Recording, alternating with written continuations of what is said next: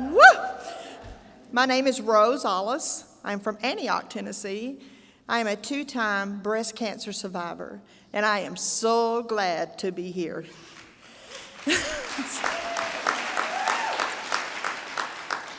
Cancer, only 6 letters, but it has so much power. It can change your life, but not just your life, but the life of your family and your friends. But there is a 4-letter word that has more power and gives more strength. Hope, word for survivors. It means hold on, pain ends. Yes. Discovery of cancer was the last thing I expected when I went for my yearly checkup in 2004. The worst thing that I thought I would hear that day was a lecture about my weight. It's always about my weight. But when the doctor asked me if there was anything else, I mentioned my right breast. It looked funny. What wasn't funny was the look he gave his nurse when he said, "That don't look right." So within 3 days, I had a mammogram, an ultrasound, and a biopsy. And then I got the phone call. It was breast cancer. My first act was beginning. So in 2004, I was told I was cancer-free. I had 1 less breast, my lymph nodes were gone, reconstruction that couldn't be done, my hair was gone, pain in every joint, but I was healing. I thought my second act was to resume my life, go back to work. My hair did grow back, but then something was different, I noticed. The weight that I had on my body, it stayed there, but the weight in my heart had been lifted. The world that had been so dark before, now the world had light, and it was wonderful. It was as if I was seeing it for the first time in my life, and I knew exactly where I was. The way I handle anything and everything is I write. Pen to paper, fingers on a keyboard, I write. It's my way to talk to God, and I began to listen back to Him.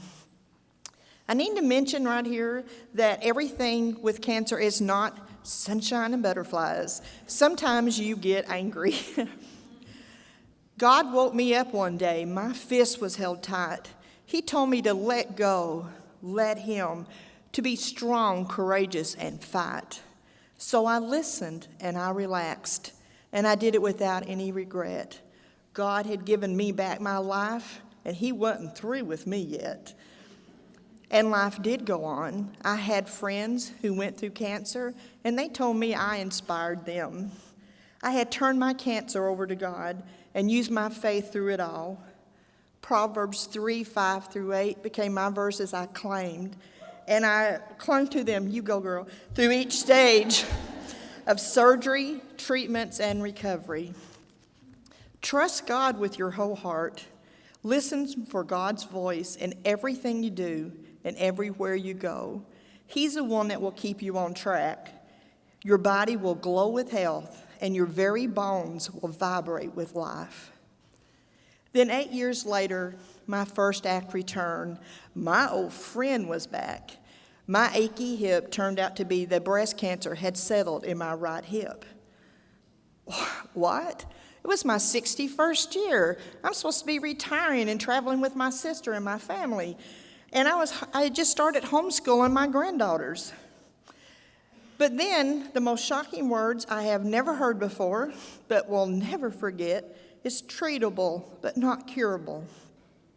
The doctor wasn't being rude or callous, I don't think, but he just said it so matter-of-factly, treatable, but not curable. And as he was telling me his treatment plan, all I could hear was treatable, not curable. Really? Are you sure it's just not my weight here, you know? But although I could not see or ever imagine, I had a mighty hand on me.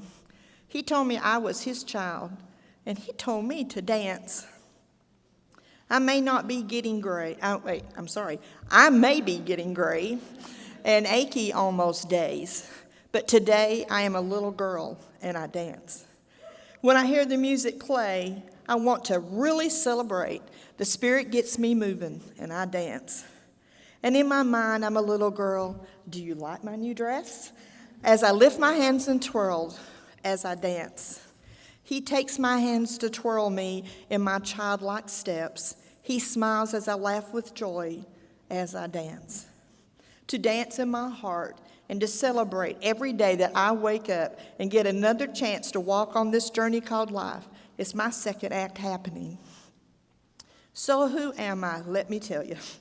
I am a wife of an amazing, tough-spirited, military retired man who treated me so gently and so kindly and so supportive through 2 rounds of cancer and 45 years of my goofiness. I love you, Mike. I am a sister and best friend to a wonderful lady who gets me when nobody else does, and she answered her phone no matter what time it was and what was going on.